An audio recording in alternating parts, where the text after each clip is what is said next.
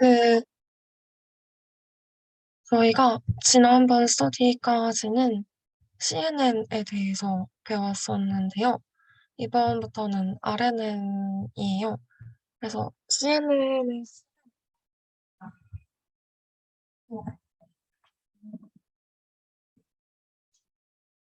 오늘부터 하는 건 recurrent neural network인데, recurrent가 뜻이 뭔지 아시나요? 그, 계속 다시 반복되는, 재기되는 그런 뜻입니다. 그래서 RNN은 인풋과 아웃풋이 더 다양성 있게 그렇게 처리를 할 수가 있어요. 그래서 하나의 인풋에 대해서 하나의 아웃풋을 내는 CNN처럼 그렇게 할 수도 있고, 하나의 인풋에 대해서 여러 개의 아웃풋을 낼 수도 있고, 여러 개의 인풋에 대해서 하나의 아웃풋을 낼 수 있고, 많은 여러 개의 인풋에 대해 여러 개의 아웃풋 낼 수도 있고, 그렇습니다. 예를 들어서 이런 경우는 하나의 인풋에 대해 여러 개의 아웃풋을 내는 경우는 하나의 이미지에 대해서 캡션, 그러니까 자막을 내는 그런 태스크를 처리할 때 자막의 길이가 고정된 게 아니니까 네, 가변적인 자막의 길이를 출력할 수도 있고요.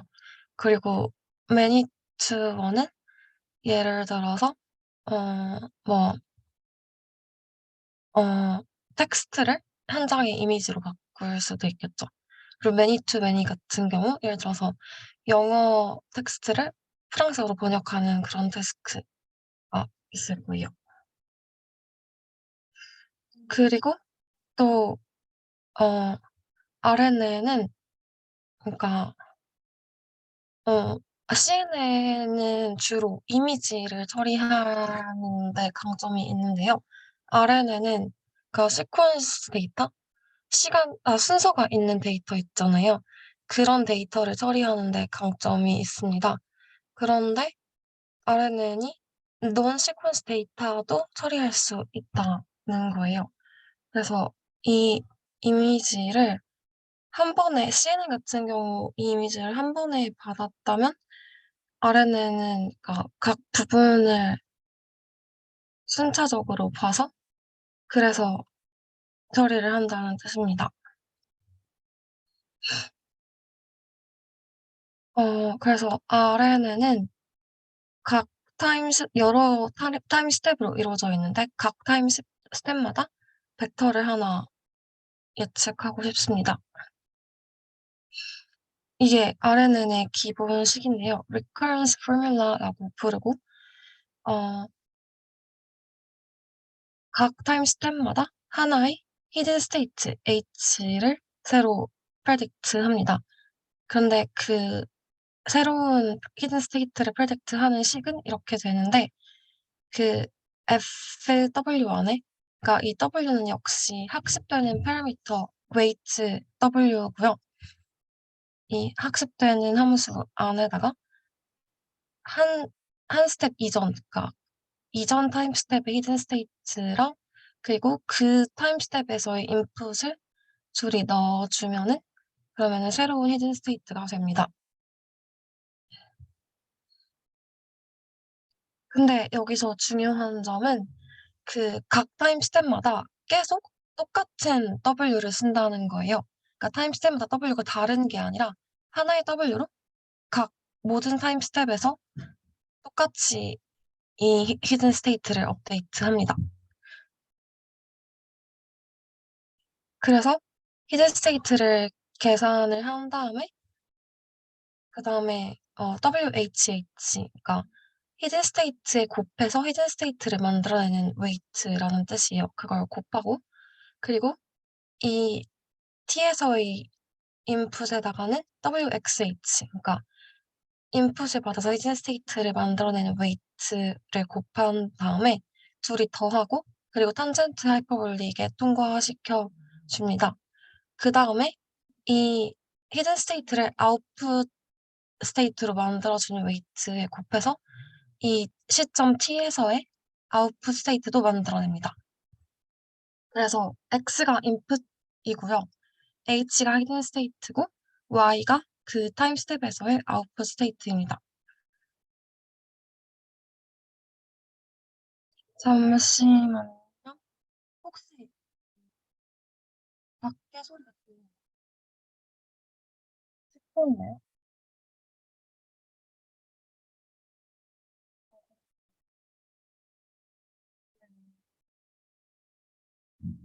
잠시만요.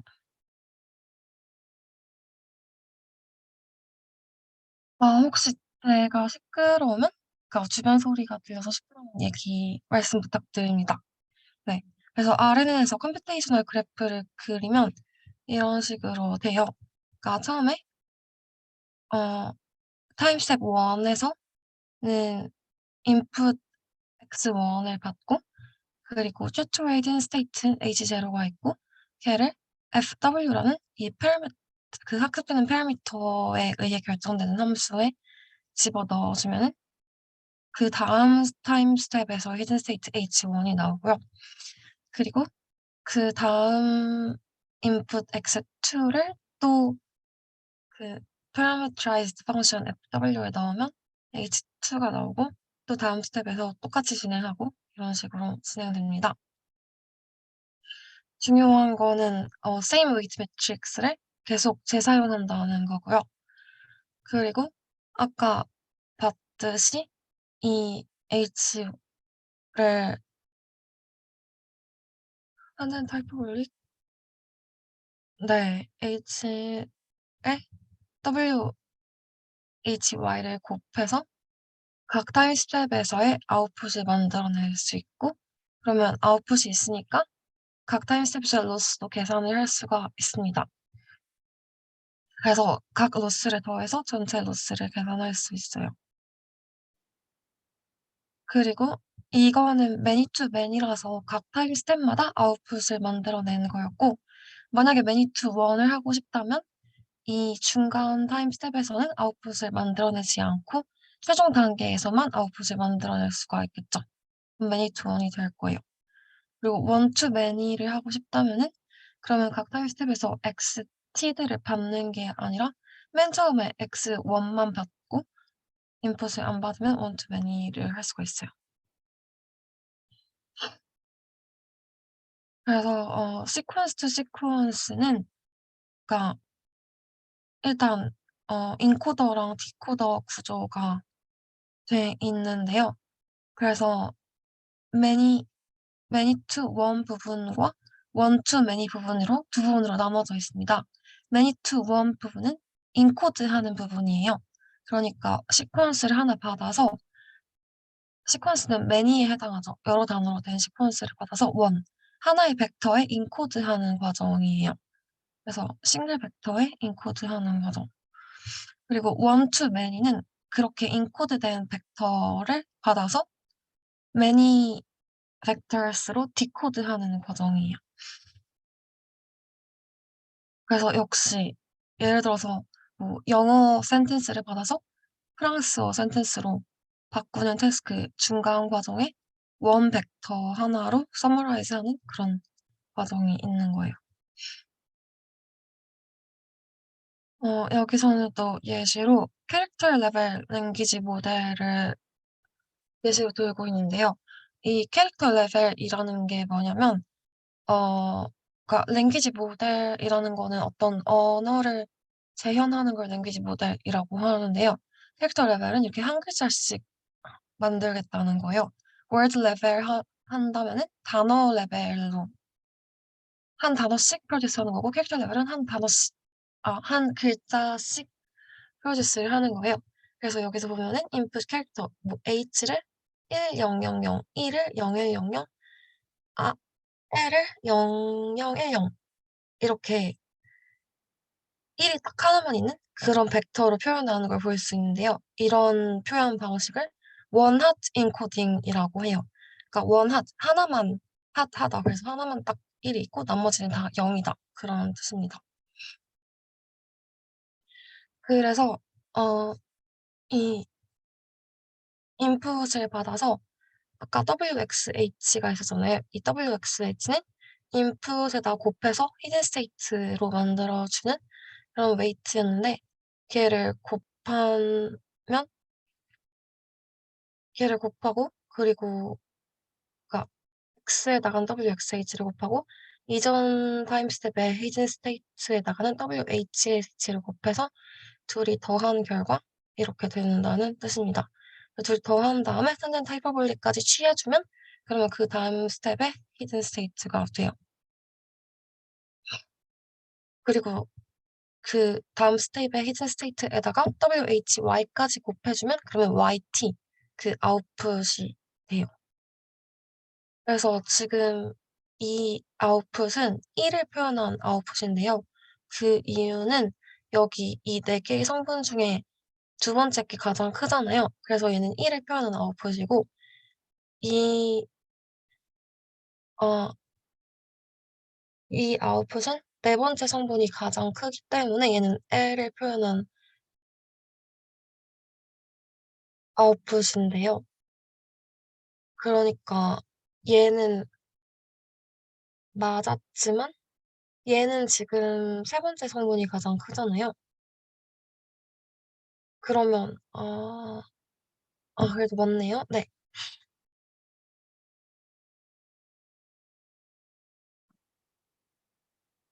네. 그러니까 가장 큰 성분이 그 표현하는 글자를 나타내게 됩니다.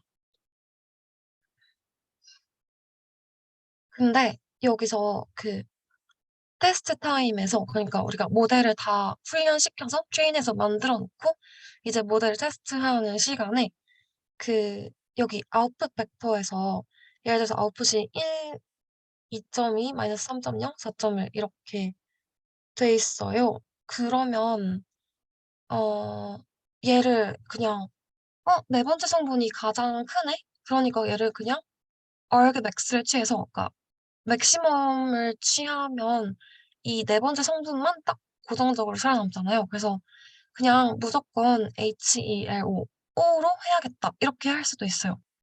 이렇게 하는 걸 fixed 라고 하는데 근데 그렇게 하지 않고 샘플을 할 수가 있어요.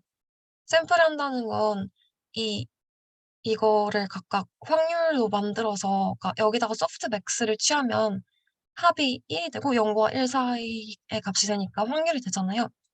그 확률로 샘플을 할 수가 있어요. 그러면은 지금 이 아웃풋 레이어에서는 네 번째 성분이 가장 크니까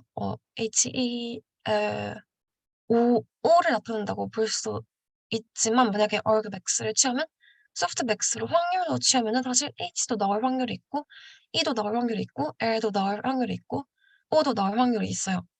그렇게 하는 걸 샘플한다고 하는데 여기에 강의를 보면 어떤 학생이 질문하거든요. 그러면 그냥 맥스를 취하는 게 이 모델이 학습한 결과를 말해주는 거 아니냐.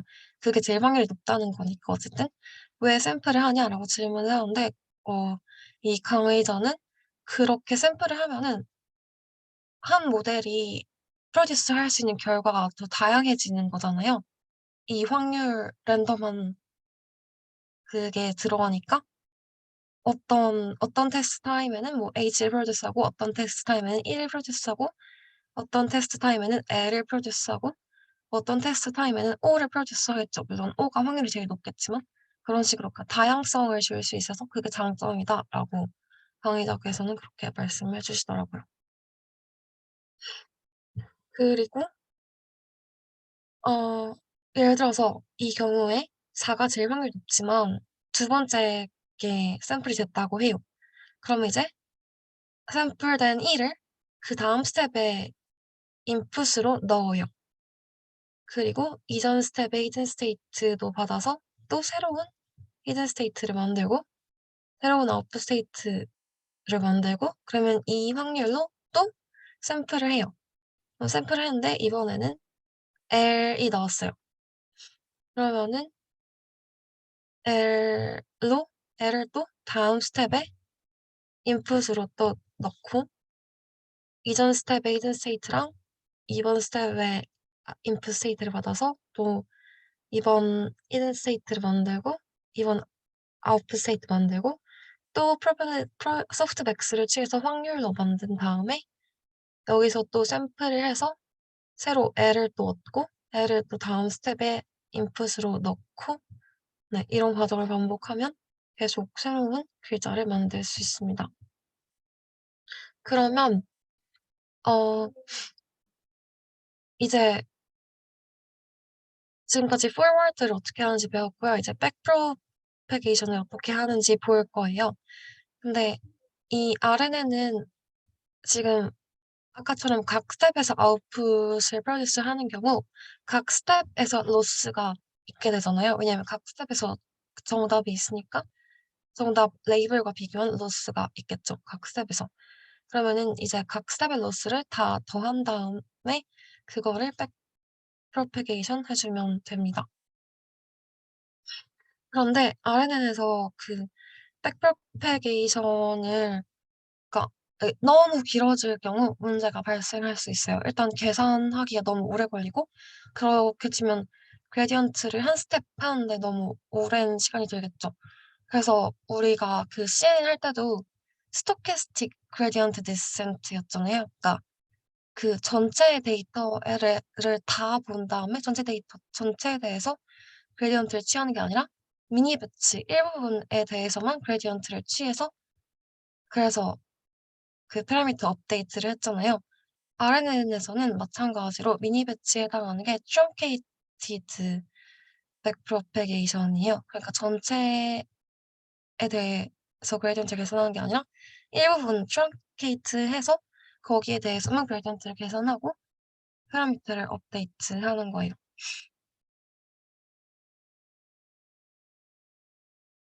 그래서 여기 backpropagate for some smaller number of steps라고 되어 있는데 그게 이 뜻입니다. 보면은 지금 작은 일부분에 대해서 그레디언트 취하고 또 앞에 작은 일부분에 대해서 그레디언트 취하고 앞에 작은 일부분에 대해서 그레디언트를 취하는 과정입니다.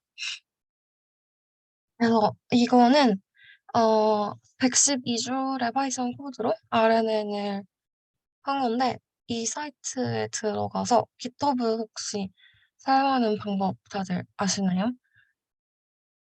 어, 이거 들어가서 그 GitHub에 가입하면은 얘를 자기 컴퓨터로 쉽게 복사를 해올 수가 있어요. 잠시만요.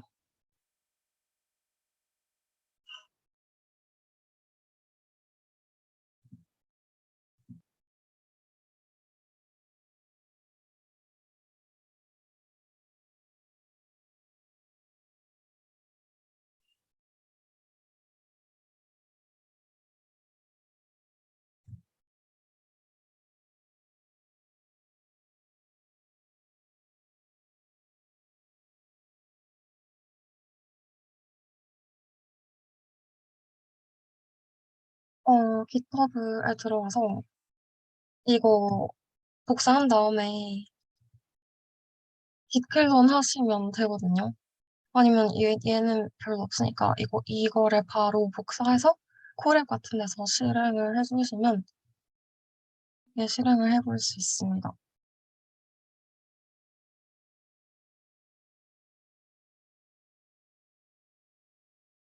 다시 돌아올게요. 그래서 여기서 한번 셰익스피어의 소넷을 학습시켜 봤더니 그랬더니 진짜로 아웃풋이 진짜 셰익스피어 소넷 말투로 그 텍스트를 아웃풋을 해줬어요. 그리고 또 이 배수기하 그 텍스트북이 수학 교재는 보통 레이텍이라는 코드로 이렇게 코딩 비슷하게 작성이 돼 있거든요. 그 레이텍 코드를 학습시켰더니 이렇게 수학 교과서 같은 스타일의 막 그림도 이렇게 그려주고 막 theorem proof, theorem lemma proof 이런 형식으로 완전 형식은 그럴듯하게 이렇게 출력을 해주는 걸 볼 수가 있어요. 이번엔 또 코드를 학습시켰더니 자바인가 C인가 아무튼 코드도 학습해서 진짜 코드 형식으로 딱 출력을 해주는 걸 볼 수 있어요. 그리고 근데 이제 블랙박스 취급해서 학습을 잘 시킬 수 있다라는 걸 알았는데 이제 우리가 학습시킨 그 RNN을 한번 인터프리트 할 수 있는지 한번 봤어요. 그래서 지금 이 색칠돼 있는 거는 뭐냐면 어,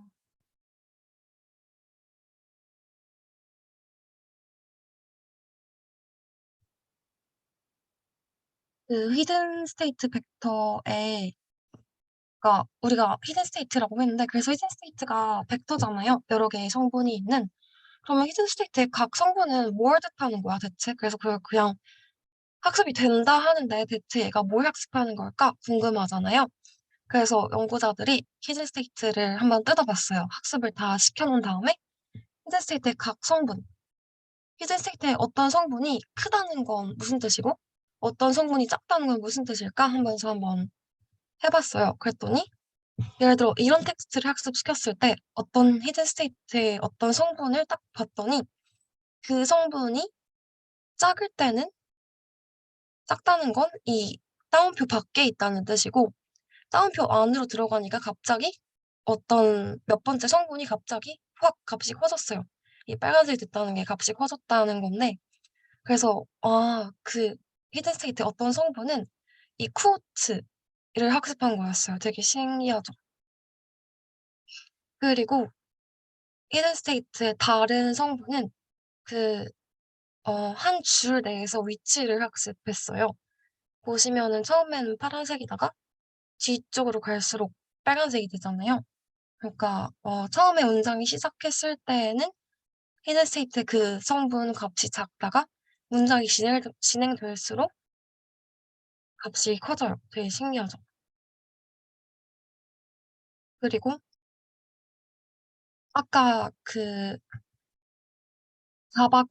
C인가? 아무튼 자바 코드를 학습시켰는데 C인가 봐요. 네, C 코드를 학습시켰는데 보시면은 여기 파란색이다가 빨간색이 되는 게 이 인덴테이션 했더니 빨간색 있죠. 얘는 또 인덴테이션을 학습했어요. 그 인덴트를 하면은 히든 스테이트의 몇 번 특정 성분이 커집니다. 되게 신기하죠.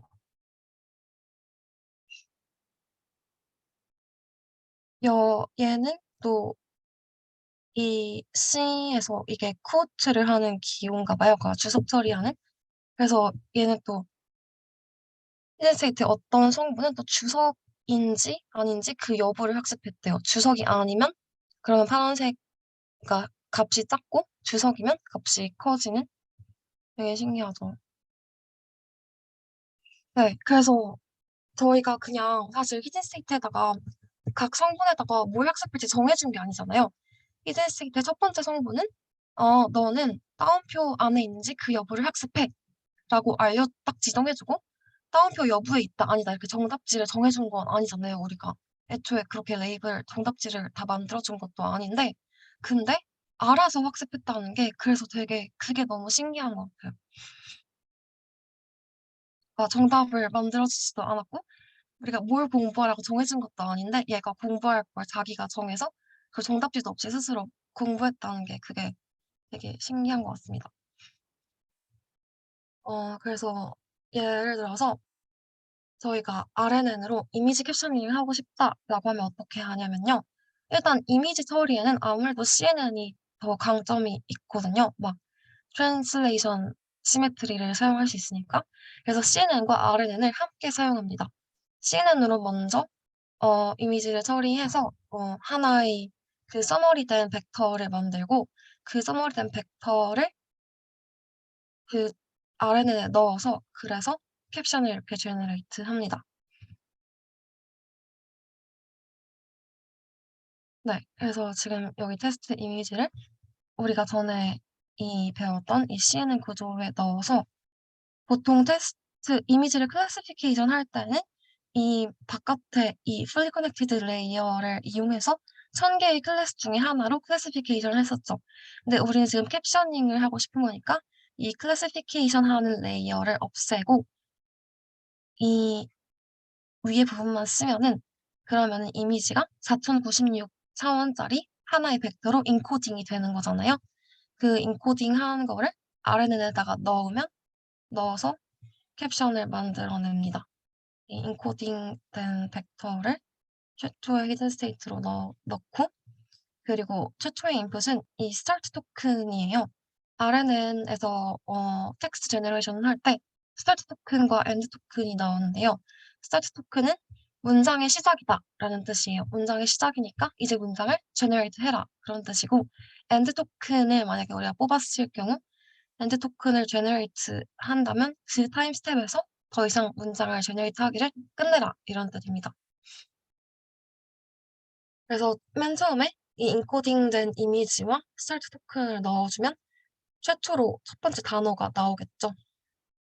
그 다음에 이제 그 만들어진 첫 번째 단어를 새로운 인풋으로 넣어서 또 그리고 이전 타임 스텝에 히든 스테이트를 받아서 두 번째 단어를 또 만들어내고 두 번째 단어를 또 새로운 인풋으로 넣고 또 이전의 히든 스테이트를 받아서 새로 단어를 또 만들고 단어 하나를 다시 인풋으로 하는데 이게 만약에 만들어진 단어가 만약에 end 토큰이야. 그러면 finish 하고 아니면 계속 단어를 generate 하면 됩니다. 그래서 실제로 단어를 캡션에 달아봤더니 꽤 그럴듯하게 된 걸 볼 수가 있어요. A cat is sitting on a suitcase on the floor. 진짜 정확하게 만들었죠. Cat is sitting on a tree branch. 네, 그래서 꽤 성능이 잘 나오는 걸 볼 수 있는데 물론 이렇게 잘 못한 경우도 있어요. 그리고 여기서 되게 중요한 개념이 나오는데 바로 attention이라는 겁니다. attention은 이게 2017년 논문에서 되게 주목을 받아가지고 지금은 엄청 많이 쓰이는데 이게 되게 그러니까 나온 지는 오래된 개념인데 근데 2017년에 본격적으로 되게 주목을 받으면서 지금은 다 쓰이고 있어요. 그래서 어 사실 인간도 어떤 그림을 볼 때 절대 한 번에 다 보는 게 아니라 부분 부분 어텐션을 달리하면서 보잖아요. 한 부분에 집중했다가 그 다음엔 다른 부분에 집중했다가 이런 식으로 하잖아요. 그래서 이미지 캡처닝을 할 때도 어떤 부분을 보고 한 단어를 만들어내고 그 다음에 다른 부분을 주목하고 그 부분에서 단어를 하나 만들어내고 또 다음 부분에 주목하고 거기에서 단어를 하나 만들어내고 이런 식으로 하는 게 더 사실 말이 되죠. 그게 더 그럴듯한 메커니즘이죠. 네. 그래서 attention을 추가한 거를 RNN with attention이라고 합니다.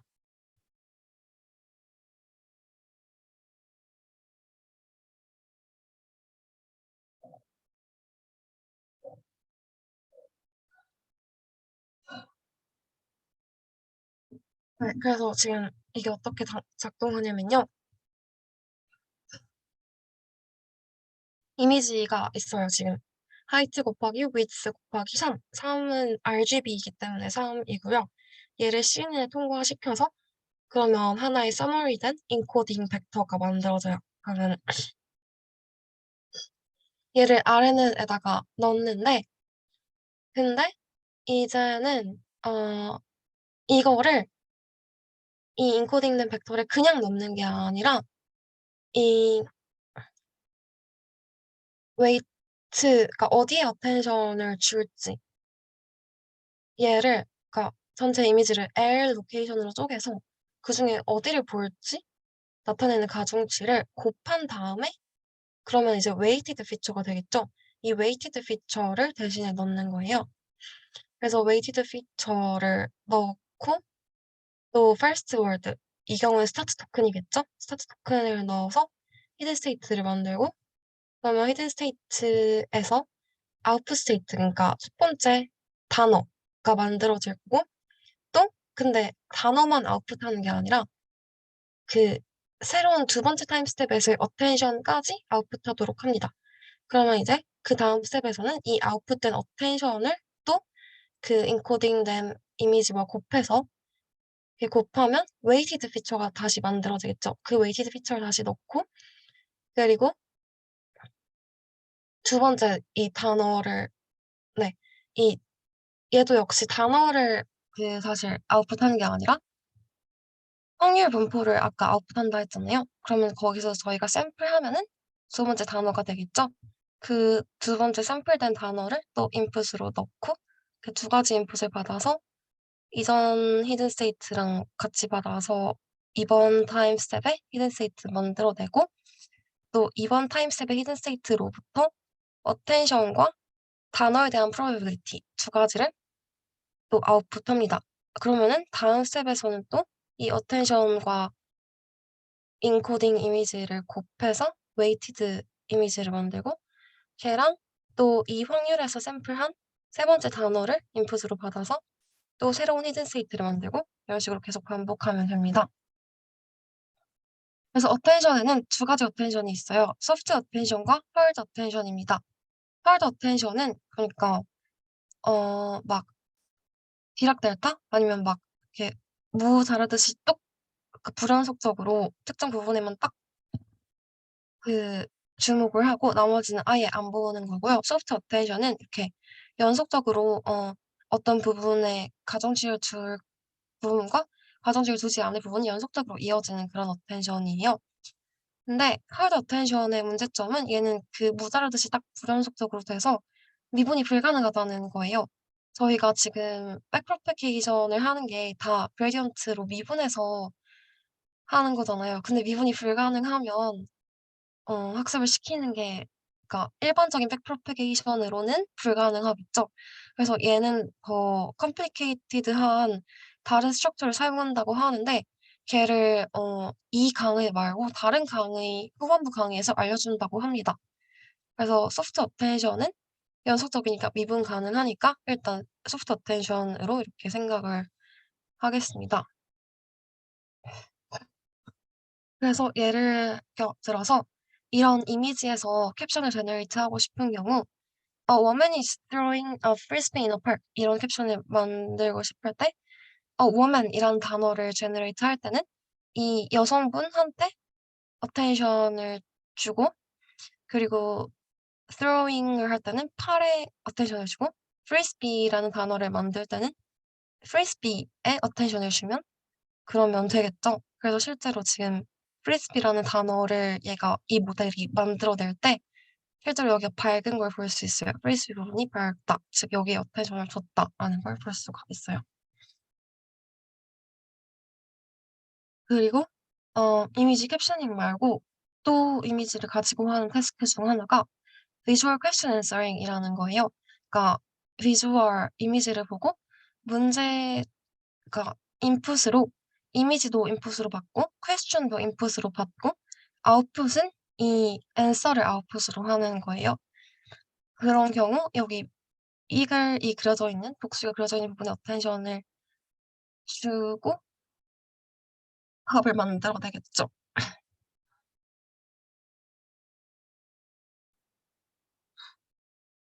네, 그리고 그래서 어텐션을 어떻게 대체 주는 거냐 하면은 LSTM이라는 방식을 사용을 해요. 이게 맞나? 어, 잠시만요. 어텐션에 대한 방식이 아니고 어텐션에 대한 방식이 맞네요. 네. 그러니까 RNN에서 어텐션을 어떻게 구현하느냐 얼마나 제가 지금 설명이 이게 좀 전에 봐 가지고 잘 기억이 안 나는데 잠깐 다시 보고 올게요.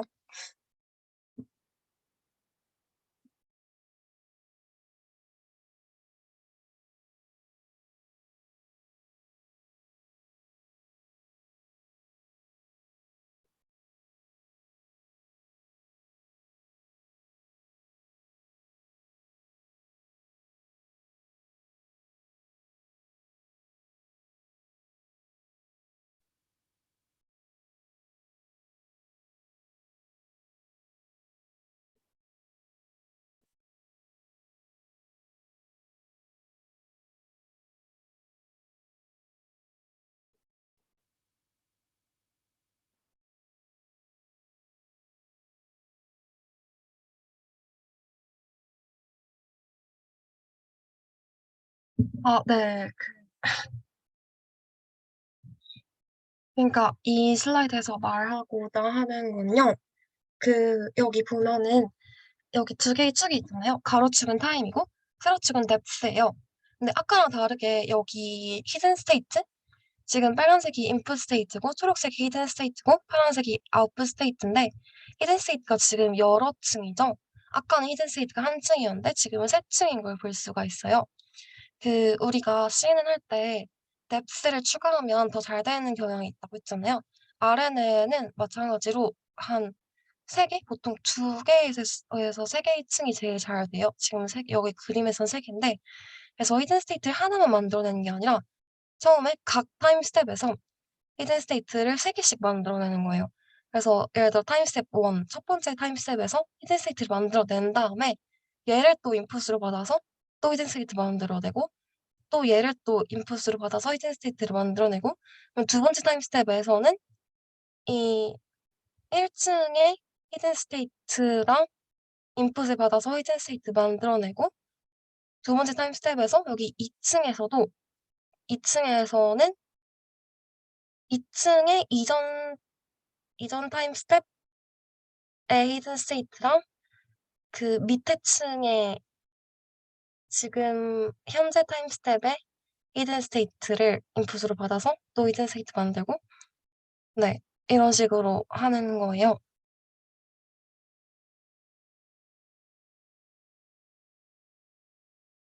이게 이 그림이고요. 그래서 여기에서 보면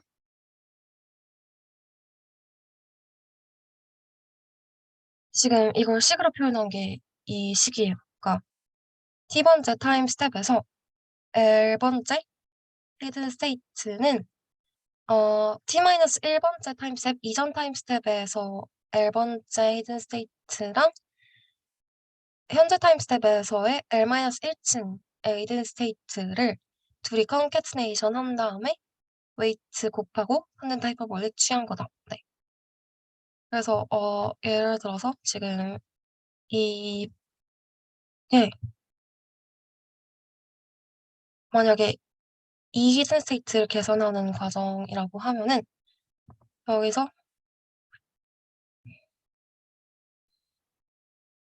한 타임 스텝 이전 근데 같은 L번째 벡터는 바로 이 벡터 이 히든 스테이트 벡터가 되겠죠. 그리고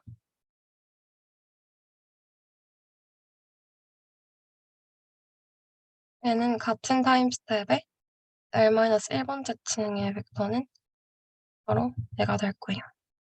지금 이 핑크색이랑 빨간색 두 개의 히든 스테이트를 받아서 새로운 히든 스테이트를 만들어내는 과정입니다. 네, 이거는 멀티레이어 RNN이라고 그래서 부르고요. 이거 말고 이 식보다 밑에 식이 조금 더 복잡하잖아요. 그래서 밑에 식으로 표현되는 모델을 LSTM, 그러니까 Long Short Term Memory라고 부릅니다.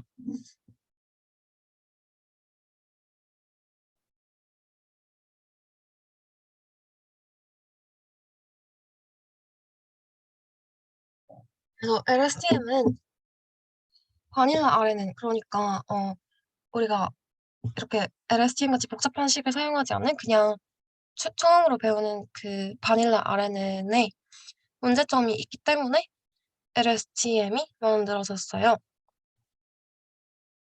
어떤 문제점이 있냐면 우리가 아까 바닐라 RNN은 계속 똑같은 W를 각 타임스텝에서 사용한다고 했잖아요. 그러면은 W에 대해서 무슨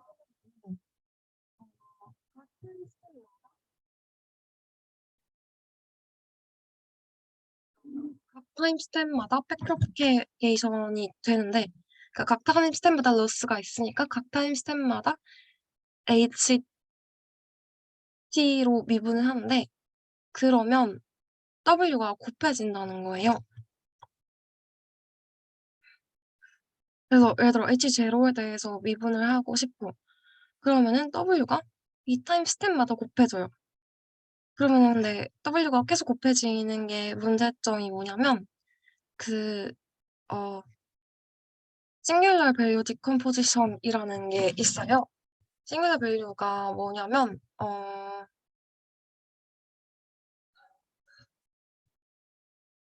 선형대수를 에서 나오는 건데요.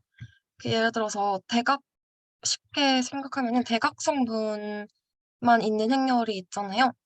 만약에 대각 성분만 있는 행렬이라면 그러면 대각 성분을 생각을 하시면 돼요. 대각 행렬끼리 곱하면 대각 행렬이 되잖아요. 예를 들어서 뭐 1, 어, 네, 대각 행렬끼리 곱하면 대각 행렬이 되잖아요. 싱귤러 밸류 디컴포지션은 그러니까 대충 그런 걸 생각을 하시면 되는데 그냥 행렬이 아니라 그냥 스칼라라고 생각을 했을 때 만약에 1보다 큰 거를 계속해서 곱하면 1보다 큰 똑같은 수를 예를 들어 2를 계속 곱하면 그냥 지수적으로 증가해 버리겠죠. 2의 10승만 해도 1024니까.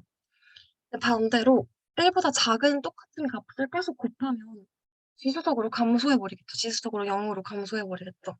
그래서 각각 그거를 exploding gradient, vanishing gradient라고 하는데 그레디언트가 아무래도 계속 똑같은 행렬을 계속 곱해지기 때문에 그레디언트가 무지막지하게 지수적으로 커져버리거나 아니면 지수적으로 감소해버려서 학습에 방해가 된다는, 학습이 잘 안 된다는 그런 문제점이 있습니다.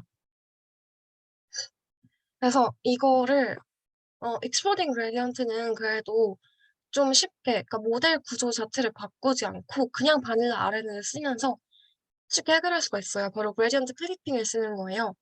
gradient clipping이 뭐냐면 gradient의 크기가 어떤 threshold 이상이면은 그러면 gradient를 쓰는 게 아니라 gradient를 그 그레디언트 노름으로 나눠주면 그러면은 유닛 벡터가 되겠죠? 그 유닛 벡터가 돼버린 클립스된 그레디언트로 피라미드 업데이트를 하자. 그러니까 방향만 그 방향으로 가되 그레디언트가 너무 크면 너무 크게 스텝한다는 뜻이니까 그레디언트 에센스 스텝을 인위적으로 크기를 줄여서 살짝만 스텝을 하자.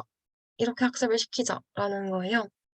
근데 문제는 베니싱 그레디언트는 이런 방법으로 그 픽스를 할 수가 없어요.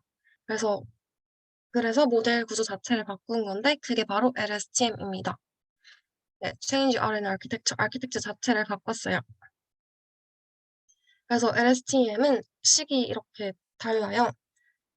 보시면은 IFOG라고 4개가 있는데 F는 forget gate고요. I는 input gate, G는 gauge gate, O는 output gate예요. 그래서 지금 보시면 IFO는 시그모이드 함수를 통해서 나오고 G는 마지막에 탄젠트 하이퍼볼릭 함수를 통해서 나오죠. 그 말은 G는 마이너스 1과 1 사이에 플러스 1 사이의 값이고 I랑 F랑 O는 0과 1 사이의 값이에요. 그래서 이게 어떤 의미인지 살펴보기 위해서 한번 양극단의 값을 취한다고 생각을 해볼게요. 그래서 시그모이드 함수는 뭐 0 아니면 1, 하늘 하이퍼블릭을 통한 함수는 마이너스 1 아니면 플러스 1, 그러니까 양극단의 값을 한번 취한다고 가정을 해볼게요. 그러면은 이 지금 이 폴깃게이트는 이 이상하게 이 생긴 동그라미는 하다마드 프로덕트라는 건데요.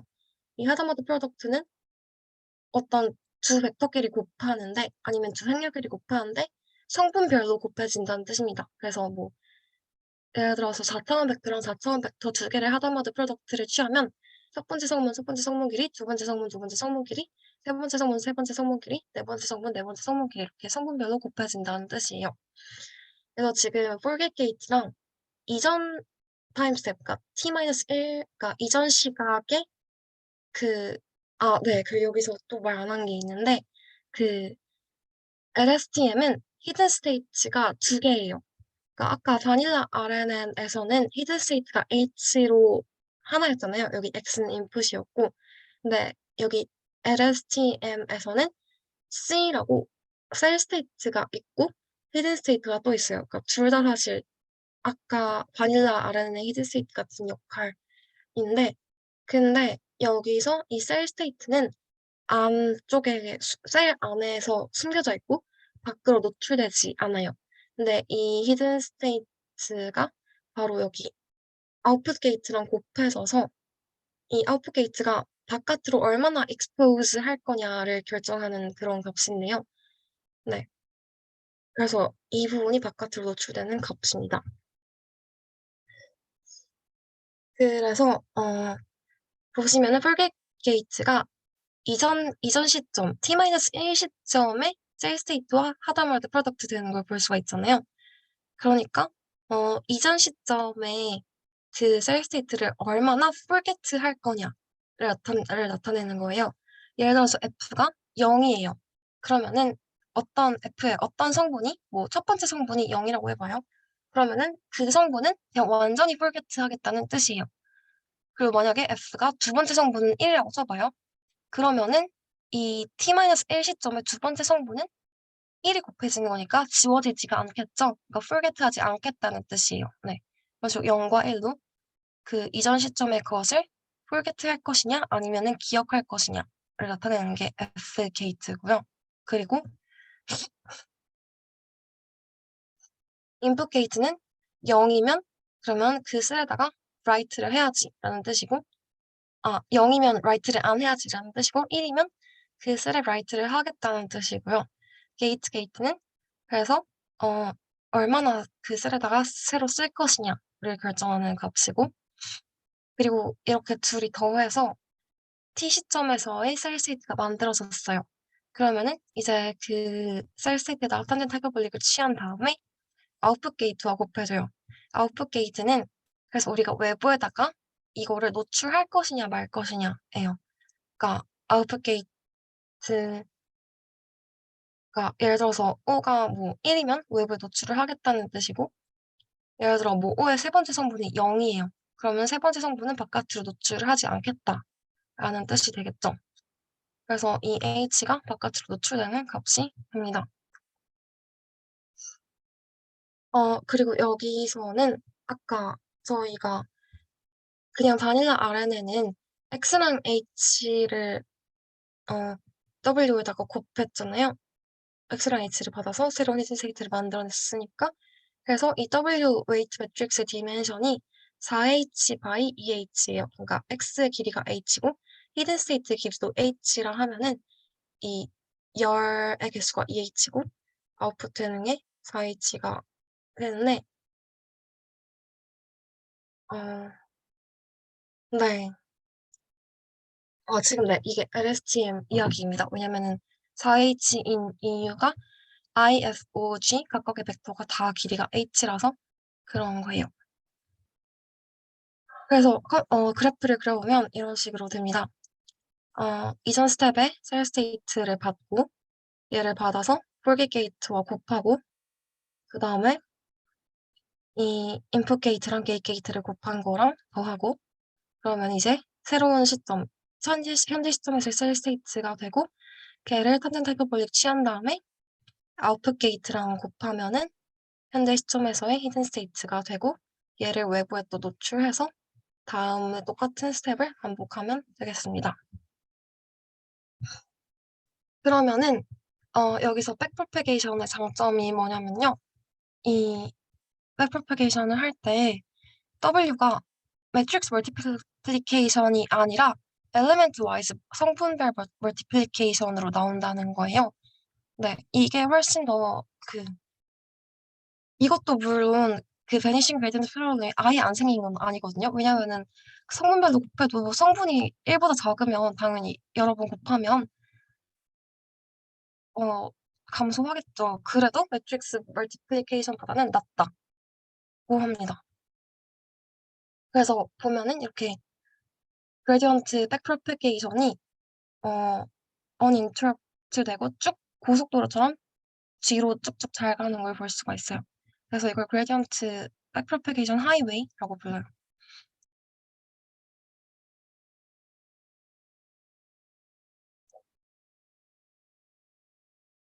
네, 그러면 이제 여기까지 발표하도록 하겠습니다. 혹시 질문 있으신가요?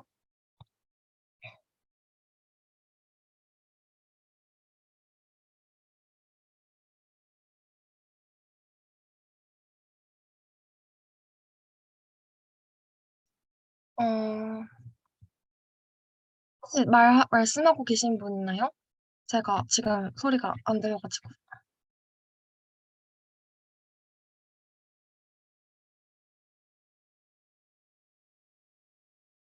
어, 질문 없으시면 끝내도록 할까요? 네. 네, 경희님 그 발표 잘 들었고요. 저도 이거 RNN이 그러니까 처음에 이해하는데 쉽지 않아서 강의 들을 때도 이해 안 되는 거 있었는데 설명 잘 해주셔서 좀 이해가 되게 잘 됐던 것 같고 제가 다음 시간엔 보니까 그 시그멘테이션하고 디텍션에 대해서 발표를 해야 되는데 혹시 자원자분 있으시면 오늘까지 그 카톡방에 하겠다고 말씀해 주시면 좋을 것 같습니다. 그러면 오늘 스터디는 여기까지 하고 다음 주에도 똑같이 뵙시다. 네, 수고하셨습니다.